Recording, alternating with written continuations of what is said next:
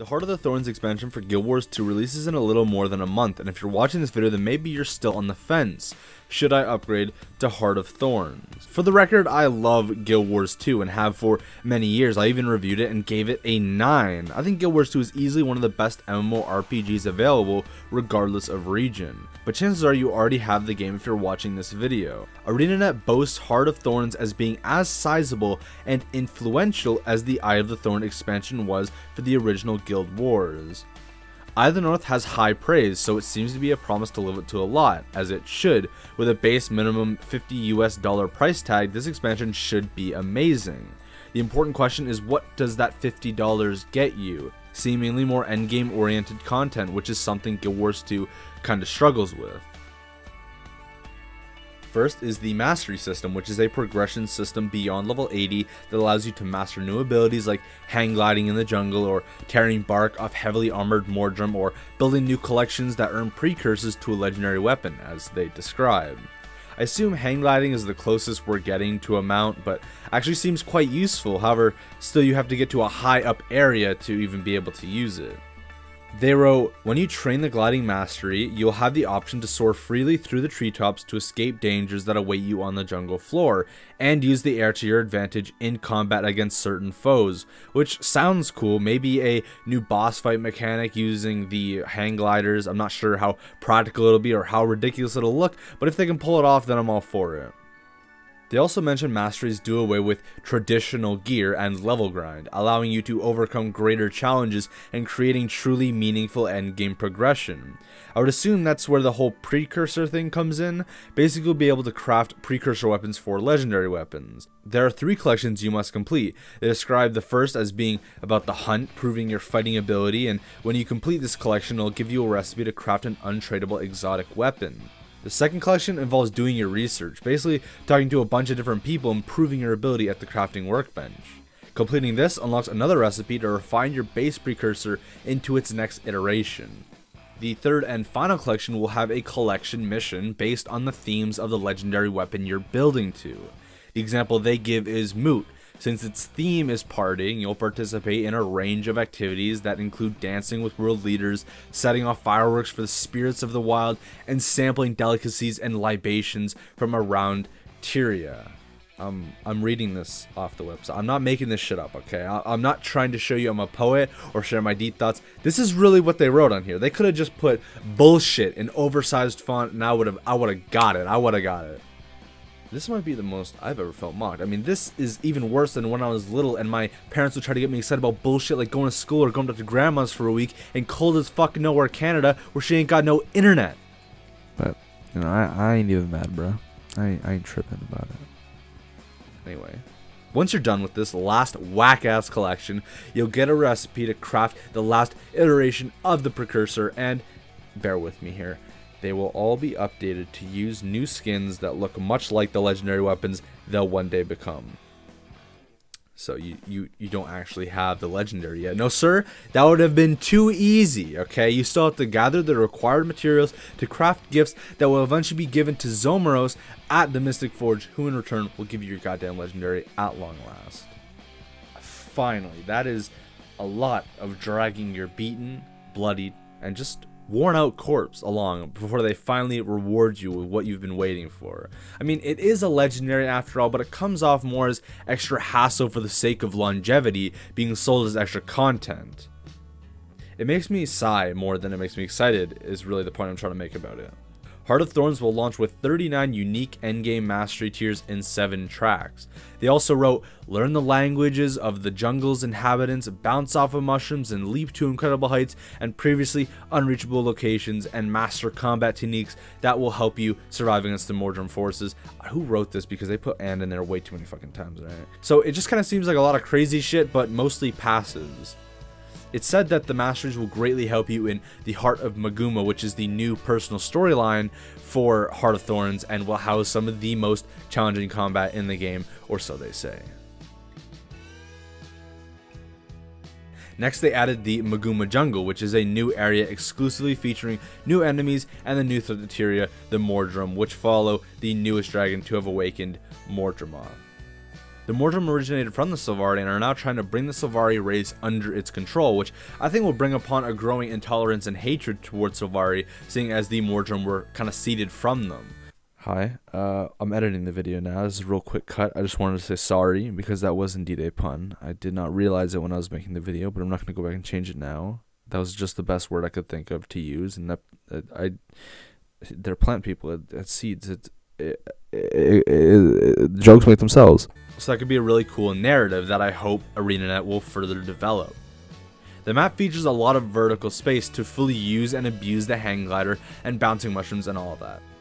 These abilities will also have implementation into the old world, which is an interesting title to use for literally every other area of the game. Maybe that means this place is huge, because if it isn't, then the old world is in fact the world and Maguma Jungle is just a new area. Just, you know, don't let them get you with that tricky wording, kids. However, this new area features 3 levels: the roots, which is of course the underground of the jungle floor, and the jungle canopy. So maybe it actually is quite large and I'm just a dumb guy making dumb jokes. Maguma Jungle will feature new races to fight and help as well. First are the Itzo, which, I'm gonna be honest, are fucking hilarious. Look at this dude. You can't even fathom how much roast this man has been put through. And there's also the Nuhawk, Bullfrog Hylic, the Saurians, and the Chak thus far. Or Shock. Whatever. Specializations have been implemented, and they basically allow a profession to learn a new skill that unlocks a new weapon, new traits, then they wrote new skills again, and unique mechanics that will transform your profession. Now there are 9 specializations and are an upgrade from the regular class, so Warrior becomes Berserker, Necromancer becomes Reaper, Elementalist becomes Tempest, and so on. This really excites me. They needed to implement this a long time ago. These new classes promote new weapons for each class to use, so the Guardian then becomes a Dragon Hunter that wields a cool ass bow with cool ass skills. The Necromancer becomes a cool ass Reaper and wields a cool ass big ass sword and can transform into a scythe wielding murder machine. I love this so much. I always welcome more classes with more skills and cooler skills that set me apart from lower level players. This gives players a huge reason to reach level 80, I feel. I know I'd like to reach level 80 on a character because their specialization is amazing, or I just simply want to play it. And now, a big highlight of the new expansion, a new class finally.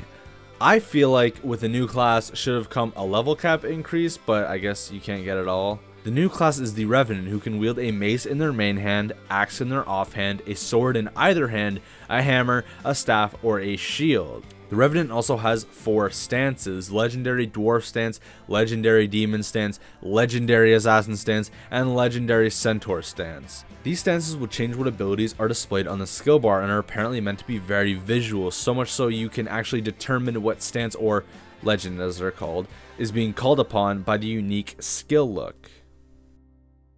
There's good news if you're in a guild, because now there's guild housing. You can build 6 major structures: tavern, mine, workshop, war room, market, and arena around your center hall, each run by a proprietor to help maintain your presence in the area. These proprietors will also have upgrades you can purchase from them that will add various functionalities and services to your guild hall. Of course, there are a bunch of other requirements to build these buildings, like 3 guild resources, favor, and Ethereum, to name a few. With guild housing comes a new crafting profession, the Scribe. The Scribe is described as being a crafter for your guild, and while there are items the Scribe can craft for themselves, their talents are focused on crafting for the guild. I already mentioned the arena, but they go a little more in depth, noting you can set rules of engagement, add turrets to fire on combatants, pillars to sneak behind, and traps. I hope this means you can actually finally duel someone. Even though it seems there's no sign of this, I thought I'd throw it out there. A customizable jumping puzzle? I think that'd be pretty cool, having players donate to their reward and then have all of them race to the top to get it. But again, there seems no sign of such a thing. You would just assume with guild housing they'd add more guild activities like that kind of thing. Arena also added a new PvP mode, Stronghold. They write, Storm the enemy keeps in our new game mode Stronghold. Fight your way through the enemy gates, summon troops to help your cause, and struggle for control of powerful mist champions who will aid you in your efforts to slay the opposing lord and claim victory. Supposedly at launch you will be able to unlock and summon 3 mist champions with unique skills to tailor your strategy in Stronghold. They also write, each player now has a choice of which champion to bring with them into a match. If you're the one to succeed in channeling the Mist Essence, your Mist Champion will join the fray acting as a super weapon. The 3 Mist Champions are Turai Osa, Grimsavard, and Nika. They also say that you can pay NPCs around the area where you're fighting to help you take down the enemy's walls and then their lord. I actually really like the sound of this. I think Guild Wars 2 really needed an actually interesting and fun PvP mode, and this very well could be it. World vs. World also got some new areas to pillage and new objectives to complete, things to control.